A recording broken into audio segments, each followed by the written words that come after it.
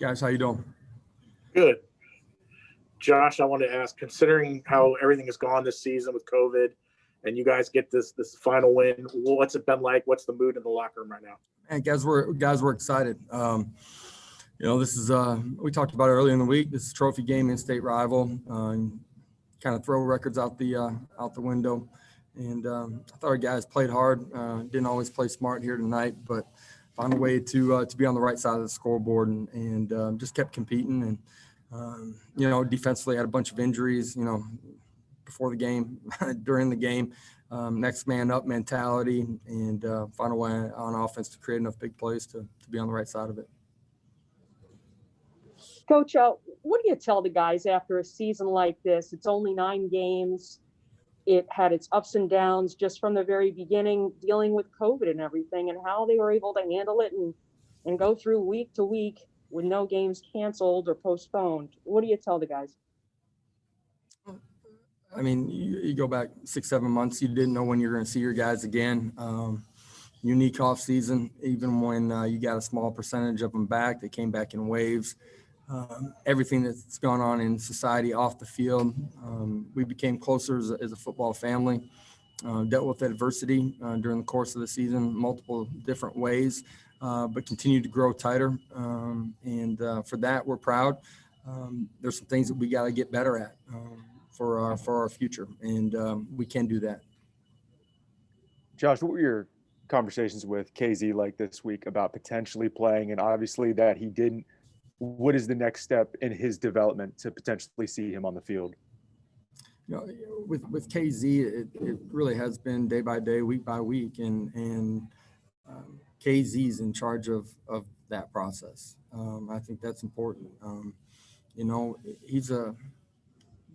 He's as fierce of a competitor as I've ever been around, and very prideful, and wants to be back at 100%.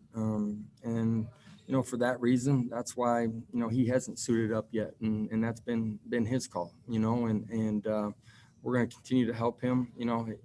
It's remarkable what his journey's been. And today was, emotional day for me. I can't imagine the feelings that he had coming back into the stadium and on that field, all the work that he's had to put in. And great story of faith and the power of the human spirit. And, it's not a complete story yet.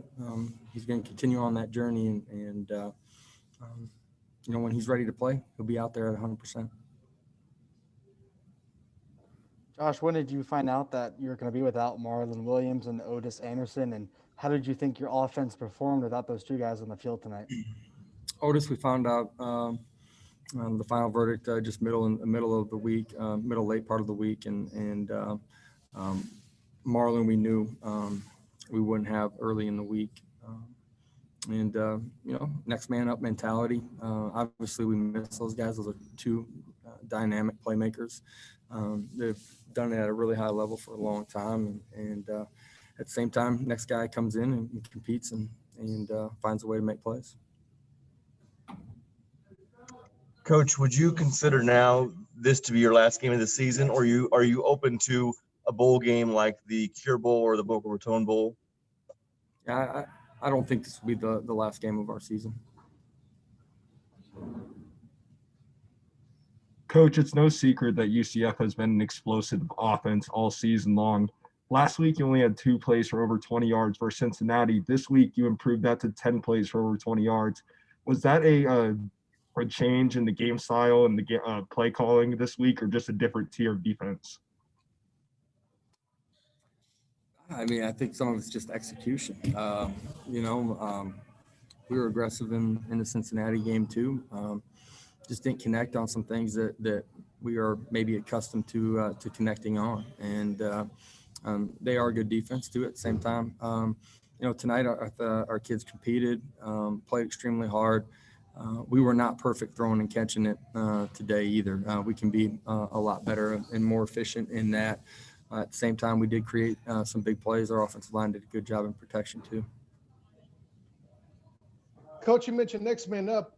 Jacob Harris had a big night tonight. What in particular did you see that he executed well for the evening? I thought Jacob did a good job working in the middle of the football field tonight, and won some matchups on some safeties and had a bunch of explosive plays. Did a good job catching the football and played extremely hard. Josh, you mentioned this a little bit earlier, but your defense had struggles at times. What was it that USF was able to do to maybe take advantage of some of those mismatches or some of those areas where maybe you guys had some injuries going on?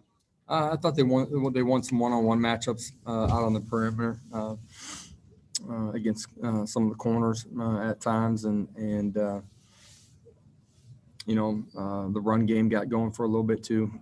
Looked like outside zone, hit some vertical seams on them, and some things that we can be better at. Coach, when you see all the games that have been canceled throughout the season, how much of a victory is it that you guys were able to get in all your games and then, of course, end it with a big victory over your rival?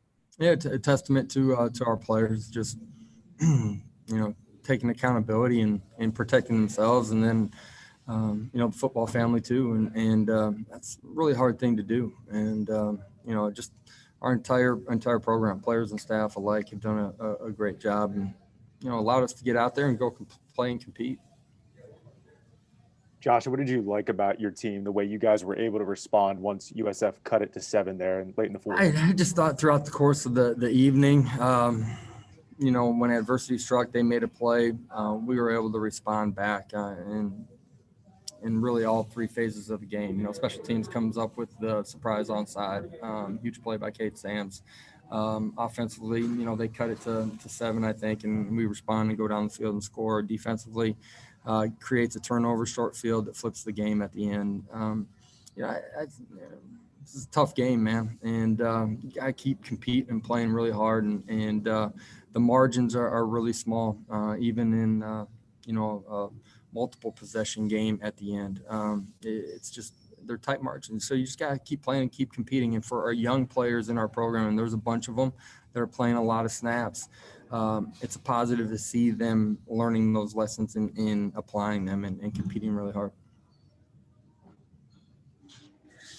Coach, Dylan threw 30 touchdowns in just 9 games this season. That's pretty impressive. Overall, what impressed you most about his second season, and how would you evaluate his ownership of the offense this season?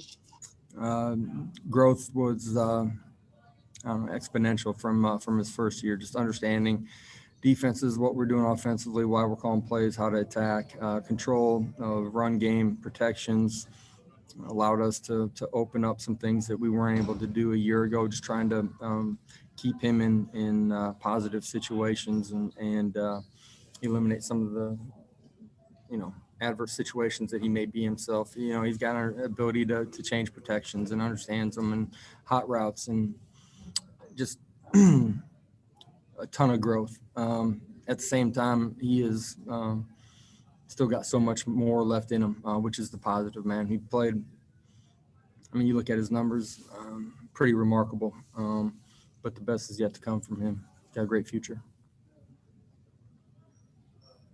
Coach, Jordan McLeod threw for 404 yards tonight, which is a career high for him since he's been at USF. Was there anything that surprised you about his play, or is he just a good ball player? I thought they just, they won some one-on-one situations out on the outside that, create some big plays for him. Got a couple rub routes and guys made plays for him. He's a good player. Josh, if you guys go to a bowl game, will you have Marlon or Otis back for that game, or is this over? I don't know where we'll be at that point. I wouldn't want to comment on that right now.